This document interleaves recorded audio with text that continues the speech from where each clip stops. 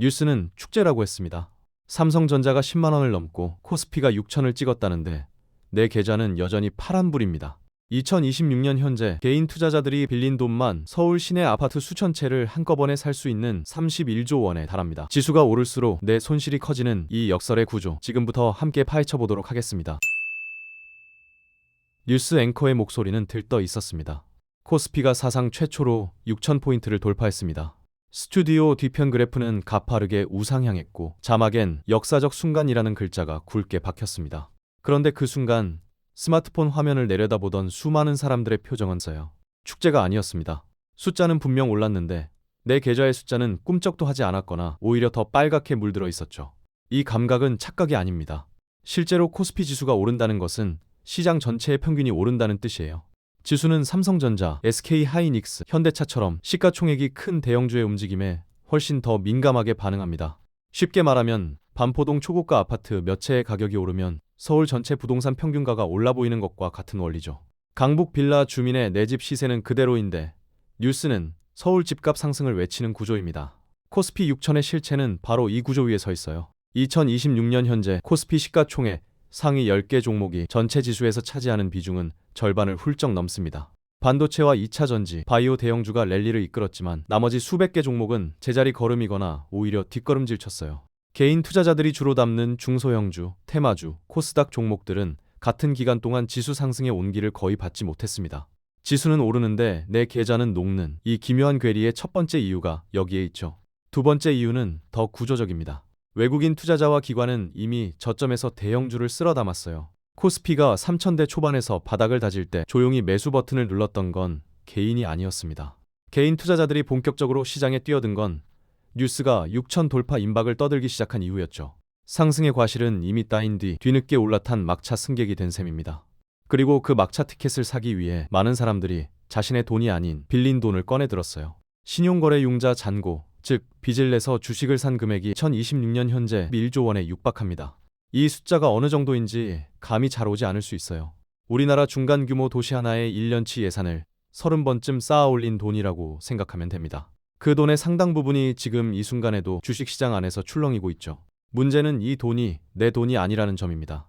빌린 돈에는 반드시 이자가 붙고 담보 비율이라는 조건이 따라와요. 주가가 일정 수준 아래로 떨어지면 빌려준 쪽, 즉 증권사가 먼저 행동에 나섭니다. 개인이 선택할 틈도 없이 시스템이 자동으로 주식을 팔아버리죠. 이것이 반대 매매입니다. 그리고 이 반대 매매의 공포가 코스피 6천 시대에도 수많은 개인 투자자들의 계좌를 조용히 갉아먹고 있는 진짜 원인이에요. 당신이 못해서가 아닙니다. 구조가 처음부터 그렇게 설계되어 있었어요. 빚이라는 연료는 상승장에서는 가속 페달처럼 느껴지지만 방향이 조금만 꺾여도 브레이크가 아니라 절벽이 됩니다. 그 절벽의 생김새를 이제부터 좀 더 가까이에서 들여다보겠습니다. 주식 투자를 처음 시작할 때 많은 사람들은 이렇게 생각합니다. 내가 고른 종목이 오르면 수익이고 내리면 손해다. 단순하고 명쾌한 논리죠. 그런데 빚을 끼고 주식을 사는 순간 이 논리는 완전히 다른 게임으로 바뀝니다. 비유를 하나 들어보겠습니다. 내 돈 3천만 원에 증권사에서 7천만 원을 빌려 1억짜리 주식을 샀어요. 이 주식은 사실 내 것이 아닙니다. 내 차가 아니라 언제든 압류될 수 있는 리스차를 타고 레이싱에 나선 것과 같죠. 조건은 하나입니다. 주가가 8천만 원 밑으로 떨어지면 증권사는 즉시 차를 회수해서 경매에 넘겨요. 길 한복판에서 차 문이 강제로 열리고 나는 고속도로 위에 빈손으로 남겨집니다. 이것이 반대매매의 실체죠. 2026년 현재 신용거래 평균 연 이자율은 그 수준입니다. 1억을 빌렸다면 하루 약 2만 7천 원, 한 달이면 직장인 월급 일부가 이자로 사라져요. 주가가 제자리를 지키고 있어도 내 원금은 매일 조금씩 녹아내립니다. 외국인과 기관은 자기 자본 비중이 높아 단기 변동성에 흔들릴 일이 없어요. 반면 신용을 끼고 들어온 개인은 주가가 조금만 흔들려도 강제 청산을 당합니다. 반대매매 물량이 쏟아지면 주가를 더 끌어내리고 그게 또 반대매매를 부르는 악순환이 시작되죠. 내 계좌에 찍힌 숫자는 내 소유가 아니라 증권사에 잠시 빌린 권리일 뿐입니다. 빚은 상승장에서 수익을 증폭시키지만 하락장에선 손실을, 횡보장에선 시간을 잡아먹어요. 세 가지 경우 중 투자자에게 유리한 경우는 단 하나뿐이고 시장이 오직 오르기만 하는 날은 역사상 단 한 번도 없었습니다.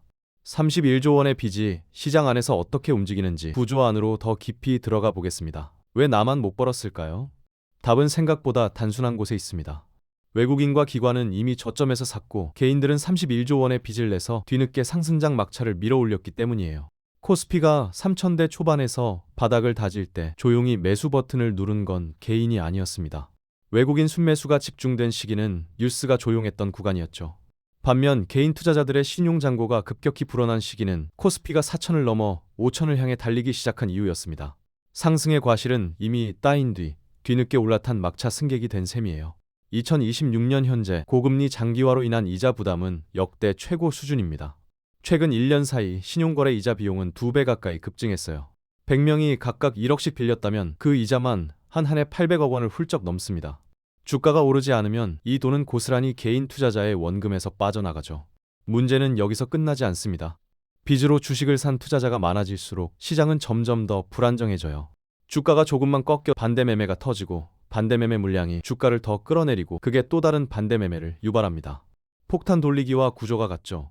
마지막에 폭탄을 쥔 사람이 가장 큰 피해를 입습니다. 그리고 역사적으로 그 마지막 손은 대부분 개인 투자자였어요. 강제 청산 비중 데이터는 이를 뒷받침합니다. 반대매매가 집중되는 시기는 언제나 시장 변동성이 커지는 구간과 정확히 겹쳐요. 기관과 외국인이 차익을 실현하며 빠져나가는 바로 그 타이밍에 개인의 반대매매 물량이 쏟아지면서 낙폭을 키웁니다. 팔고 싶어서 파는 게 아니라 시스템이 강제로 팔아버리는 구조죠. 선택의 여지가 없습니다.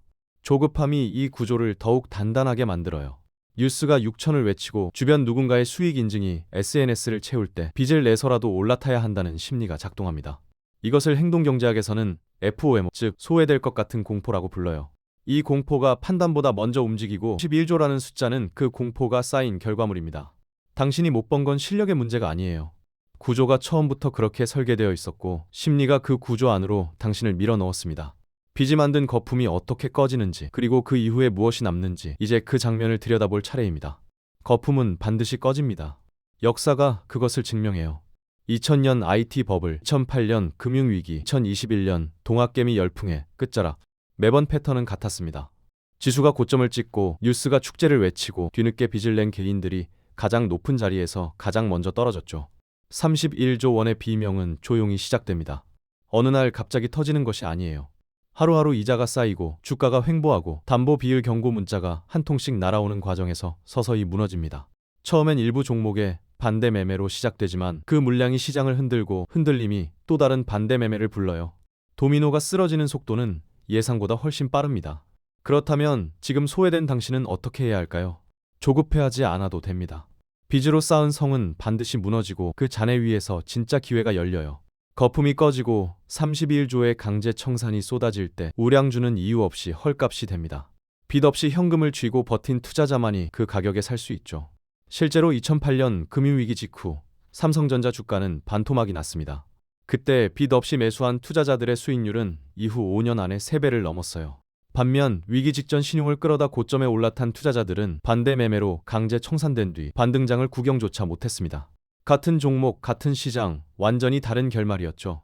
살아남는 것 자체가 전략입니다. 투자에서 가장 강력한 무기는 화려한 종목 선정이나 타이밍이 아니에요. 시장이 무너질 때 퇴장당하지 않을 수 있는 구조, 즉 빚 없는 포지션입니다. 코스피 5천이 6천이 되든 4천으로 되돌아가든 강제 청산 없이 버틸 수 있는 사람만이 최후의 선택권을 갖죠. 지금 내 계좌가 파란불이라도 괜찮습니다. 뉴스의 축제에 올라타지 못했다고 자책할 필요 없어요. 빚에 무게 없이 서 있는 지금 이 자리가 사실은 가장 유리한 출발선입니다. 거품이 꺼진 자리에서 헐값에 우량주를 줍는 그날, 오늘의 소외감은 가장 현명한 선택이었다고 기억될 거예요. 조급함을 내려놓고 현금을 지키고 그날을 기다리십시오. 시장은 언제나 인내한 사람의 편이었습니다.